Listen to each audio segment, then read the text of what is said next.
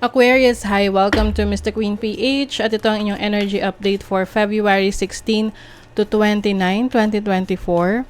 This is a general reading. Just take what resonates. Watch your Sun, Moon, Rising, Venus for other messages. And thank you sa lahat ng mga sumusuporta dito sa ating channel. Just a reminder, gamitin nyo lamang ang reading na to bilang gabay and pa-follow, like na rin ang ating Facebook at TikTok. Lahat po yan Mr. Queen PH. And of course, please like, share, subscribe para lagi kayong updated sa ating mga readings. And if you're interested sa mga prosperity bracelets, meron tayong Shopee, paki-check na rin po.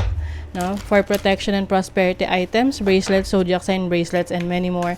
Link on the description. Okay, Aquarius, let's see what's up second half ng Feb. You have the 9th house, you have Venus in Libra. So Venus is the planet of money, love, and also self-love, luxury, food. So maaring you will focus on your finances, no? Pagdating sa pag-aaral ninyo, maaring meron kayong pagkakagastosan na i-research, pag-aaralan, or pag-travel, no? Gagastos kayo for travel. And ano rin to, hindi rin naman to basta-basta na bigla ang paggastos, no? Pag-iisipan nyo rin naman tong maigi kung itutuloy ninyo.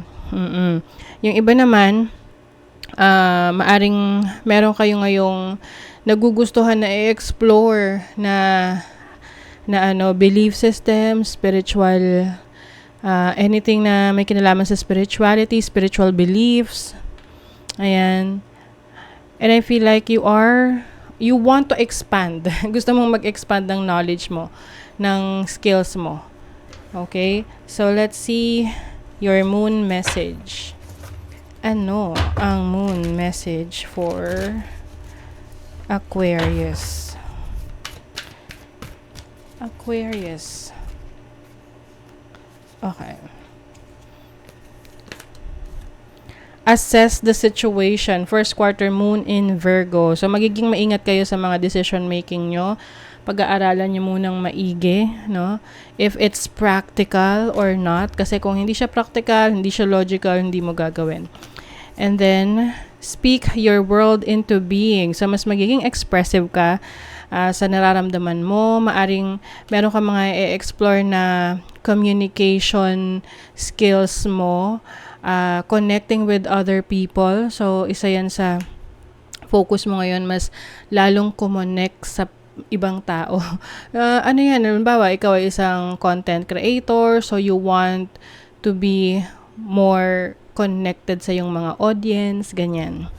And this is also about studying, no? Maaring meron ka talagang gusto pang pag-aralan, idagdag na kaalaman for your benefit.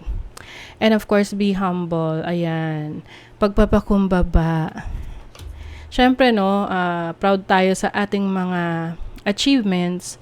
But of course, staying humble at hindi papasok sa isip natin, sa utak natin yung success na yan. Para, kumbaga, grounded ka pa rin, no? Nakatapa ka pa rin sa lupa. Kahit na marami kang blessings. Or naging successful ka na. Let's see your overall energy. You have the 3 of Cups. May joy, abundance, parang you will have more time with your friends. Or like what I mentioned kanina, connecting with others, no? You also have the Page of Cups. I see, meron nagkaka-crush sa'yo. Or ikaw ay may crush sa isa mong malapit na kaibigan. You have the 7 of Swords and Judgment. Okay. So, pay attention sa mga intentions ng ibang tao sa iyo. Kasi minsan, meron dyan na hindi nila talaga totally pinapakita kung ano yung intention nila towards you. Minsan, kinakaibigan nila ang ibang tao kasi meron silang gustong makuhang benepisyo sa friendship na yon. So, pay attention dun sa mga red flags na yan. Okay? And also, kung merong namumuong romantic feelings between friends. Pero itong kaibigan na to meron ng responsibilities. So, medyo umiwas na, no? Para hindi na magulo, no? Yung tipong meron ng commitment sa iba, okay? Pero kung free naman, then why not have fun? So, meron ding awakening for you. You are really assessing the situation right now. Parang nasa nasa crossroads. Nagde-decision ka ngayon. Anong path ang iti-take mo? Okay? Kung saan ka, kaliwa, kanan, diretso, or babalik. Okay? So, you are also reinventing yourself. So, ibig sabihin, meron kang mga babaguhin sa sarili mo to improve, no? Yourself, na kung ano yung kaya mo pang gawin. Trying new things. So, sa career, you have the 8 of Wands. Travel opportunities, may good news na parating sa'yo. You also have the Hierophant, so Taurus energy. Possible na meron kang ikukonsulta na or magkukonsulta ka sa isang mentor or teacher, or yung iba sa inyo, kung i-explore nyo yung higher learning ninyo, pwedeng gugustuhin nyo ngayon na makapagturo sa iba, no? Makapag-share ng knowledge and skills ninyo to bring wisdom. I also have the Knight of Pentacles. And I feel like you are considering this to become your career, no? Pwedeng nagta-transition ka from someone na skilled and then magiging teacher or mentor. Oo, halimbawa, sa welding, no? Skilled welder ka, tapos nagta-transition ka in becoming a teacher, an instructor ng welding, ganon. So, anything na you sa tingin mo expert ka na, you are going to share your knowledge and skills, and pwede mo siyang gawing bago mong career. Maaring may nagkukumbinsi rin sa'yo, or pinag-iisipan mo, may nag-o-offer sa'yo ng ganyang opportunity.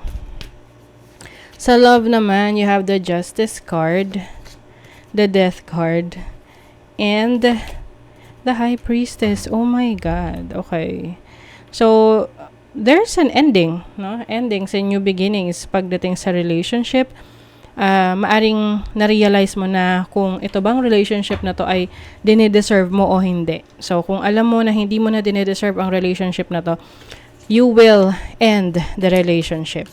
May nagtatransform sa'yo. Maaring ngayon, hindi ka na masyadong ganun ka-interesado agad-agad sa relationship. Gusto mo, meron kayong malalim na connection ng person na to. You are spiritually connected with this person. Gusto mo, pareho kayo ng belief system para hindi maging problema yung inyong mga paniniwala. Hindi kayo magkakaroon ng conflict, no? So, for some of you, when it comes to relationship, parang mas gusto nyo muna ngayon na tahimik na buhay. Ayaw nyo na sa mga madadrama at toxic na relationship. So, some of you are cutting connections, no? Cutting off connections from people na you feel na it's no longer helping you or beneficial sa inyo. May broken bridge. Ayan. So, maaring yun nga, pinuputol mo na ang connection. Unsuccessful outcome to a problem. Ito yung tipong hindi na nagawa ng paraan, hindi na naayos. So, pinilit mang ayusin, pero parang wala na talaga. Wala nang patutunguhan. Yung iba sa inyo, meron kayong travel talaga. Short journey. So, pwede itong within the country, no? Yung tipong from Luzon ka, pupunta ka sa Mindanao, or from Visayas, pupunta ka sa Luzon, ganon. Travel opportunities for some of you. And then, an arrogant, boastful person you should not cross. So, maaring meron kang makikilala na, or tipong makaka-interact, no? Na tao na medyo arrogante, no? So, ang gawin mo dyan, iwasan mo na lang. Huwag mo nang patulan kasi pwedeng mag-create pa yan ng conflict between the two of you. Para siyang road rage. Halimbawa, sa kalsada, no, nagde-drive ka, tapos merong epal na nagde-drive din. So, tapos nagkaroon ng conflict sa inyong dalawa, iwasan mo na lang. Huwag mo na lang patulan para, syempre, iwas ka rin sa gulo. No? 'Di ba? Ganon. So, kasi ngayon, mas alam mo na kung ano yung dapat mong patulan, no? You know your battles, alam mo kung ano yung worth it, alam mo rin kung ano yung hindi at magsasayang ka lang ng oras, 'di ba?